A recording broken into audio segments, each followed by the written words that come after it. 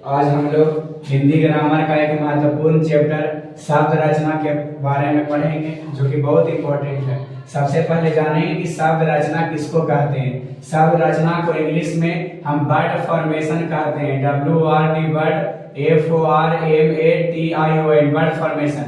सबसे पहले जानेंगे कि शब्द रचना किसको कहते हैं। शब्द रचना में होता है कि शब्दों का निर्माण कैसे हुआ है। सबसे पहले कहा जा रहा है कि वर्णों के सार्थक मेल को शब्द कहते हैं।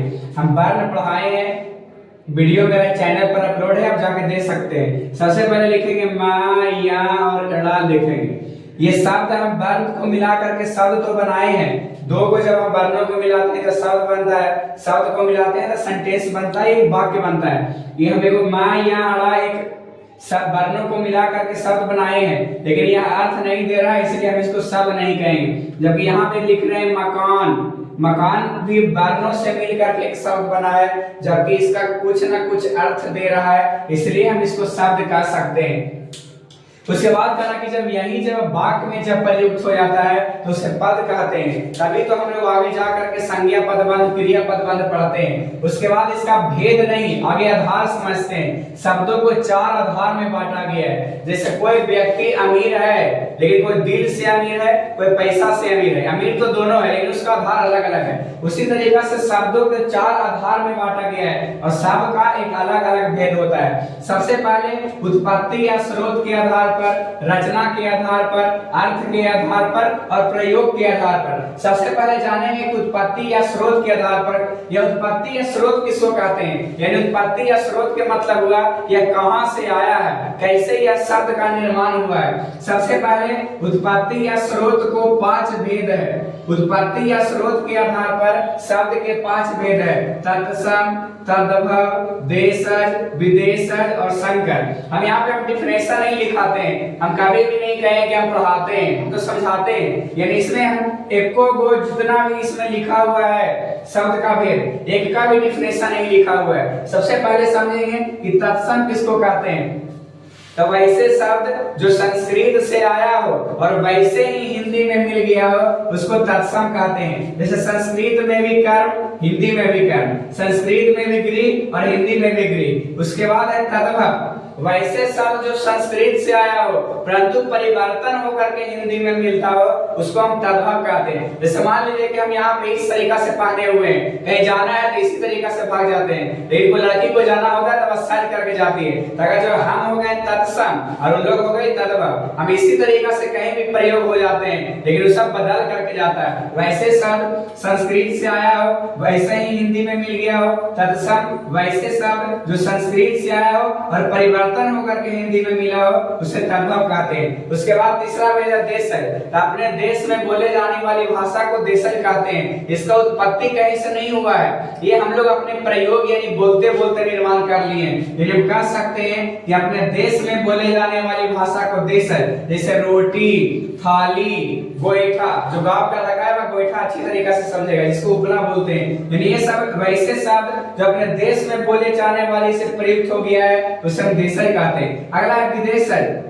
वैसे शब्द जो हमारे हिंदी प्रयोग में विदेश का कुछ अच्छा यूज हो जाता है, जैसे रेलगाड़ी, ट्रेन, ये सब जो हम लोग हिंदी में प्रयोग कर लेते हैं जबकि यह विदेश का शब्द है। तो अगर जो आप डिफिनेशन लिखना चाहते हैं वैसे शब्द जो संस्कृत से आया हो वैसे ही हिंदी में मिल गया हो तत्सम, वैसे शब्द जो संस्कृत से आया हो परिवर्तन होकर के हिंदी में मिला हो तद्भव, अपने देश में बोले जाने वाली भाषा को देशज और विदेश में बोले जाने वाली भाषा जो हम लोग प्रयोग करते हैं उसको हम विदेशज कहते हैं। उसके बाद एक संकर आ गया है। संकर 2 तरीका से लिखाता है, एक संकर लिखा हुआ है, एक संकर हम अभी लिख रहे हैं। यह संकर भी होता है शंकर भगवान और यह संकर भी होता है मिश्रित। ये संकर शब्द वैसे शब्द जो 2 भाषाओं से मिलकर के बना है उसे संकर शब्द कहते हैं हिंदी ग्रामर में। जैसे रेलगाड़ी, रेलगाड़ी 2 शब्द से मिलकर के बना है, एगो रेल से और एगो गाड़ी से। टिकट घर 2 शब्द से, एगो टिकट से एगो घर से।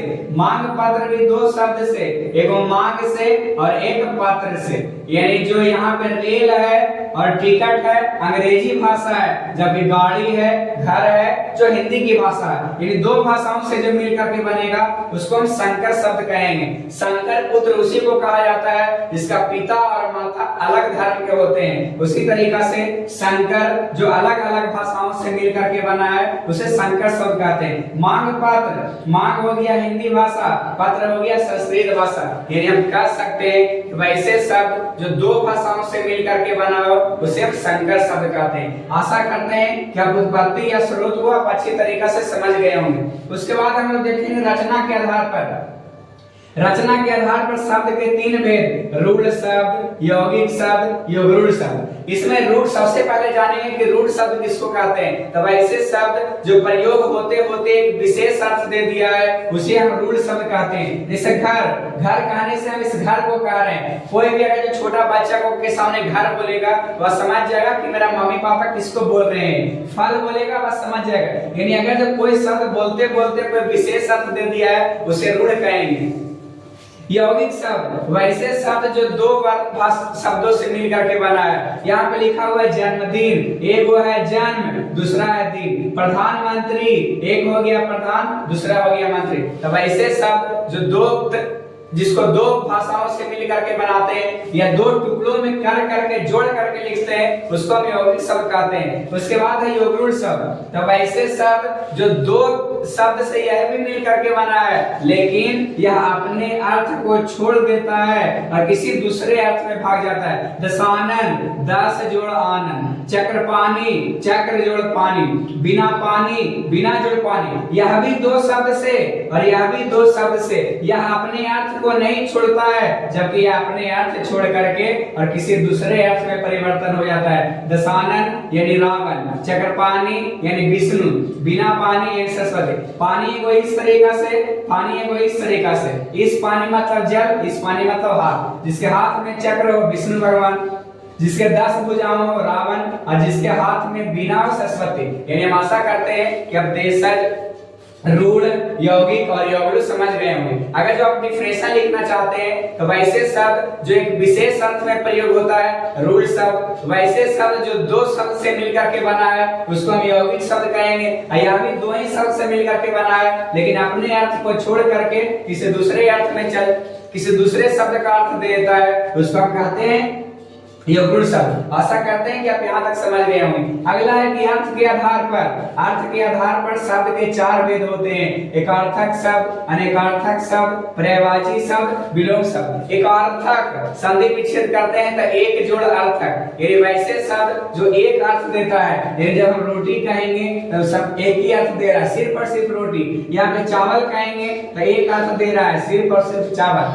तो वैसे शब्द जिससे किसी एक चीज का अर्थ दे रहा है अर्थक शब्द। उसके बाद है अनेकार्थक शब्द, वैसे शब्द जो अनेक अर्थ लेता है। जैसे फल, देखो खाने वाला फल, देखो सब्र का फल। जैसे यहाँ पे लिखा हुआ है अंक, अंक एक प्रकार का संख्या है, अंक माने गोद भी होता है, गोद लेना। यानी वैसे शब्द जो एक अर्थ दे रहा है अर्थक शब्द, लेकिन जो अनेक अर्थ दे रहा है शब्द है एक अर्थ दे रहा है अनेक, अनेकार्थक शब्द। उसके बाद है पर्यायवाची शब्द, तो वैसे शब्द जिसका सब का अर्थ समान हो उसे पर्यायवाची शब्द कहते हैं। जैसे यहाँ पे आंख लिख रहे हैं, आंख, आंख का पर्यायवाची शब्द क्या लिख सकते हैं? नयन लिख सकते हैं, लोचन लिख सकते हैं, विलोचन लिख सकते हैं, विलोचन। यानी इसका अर्थ तो ढेर सारा है, शब्द तो ढेर सारा है, लेकिन इसका अर्थ सिर्फ और सिर्फ आंख हो रहा है। तो वैसे शब्द जो ढेर प्रकार के शब्द जो भी रहे लेकिन अर्थ उसका जब एक देगा हम कह देंगे पर्यायवाची शब्द। पर्यायवाची शब्द हम लोग याद भी करते हैं। अगला है विलोम शब्द, विलोम मींस होता है उल्टा,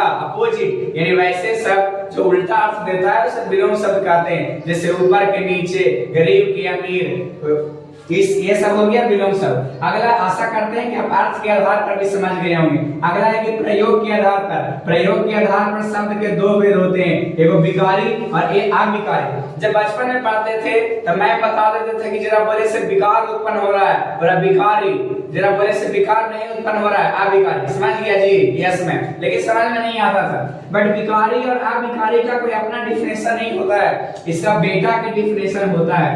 यानी हम लोग संज्ञा पढ़ाते हैं, सर्वनाम पढ़ाते हैं, क्रिया पढ़ाते हैं, विशेषण पढ़ाते हैं। अविकारी का भी कोई अपना डिफिनेशन नहीं होता है, लेकिन इसका बेटा का डिफिनेशन होता है। कई टीचर क्या करते हैं कि शब्द से पहले संज्ञा का पढ़ा देते हैं, शब्द से पहले सर्वनाम पढ़ा देते हैं, शब्द से पहले क्रिया पढ़ा देते हैं, जबकि यह शब्द के बाद पढ़ने का है, या शब्द का एक भेद है प्रयोग के आधार पर, उसका एक भेद है विकारी और उसमें आता है संज्ञा, जबकि कितना टीचर संज्ञा से शुरू करता है। खैर जो करता है उसे करने दीजिए।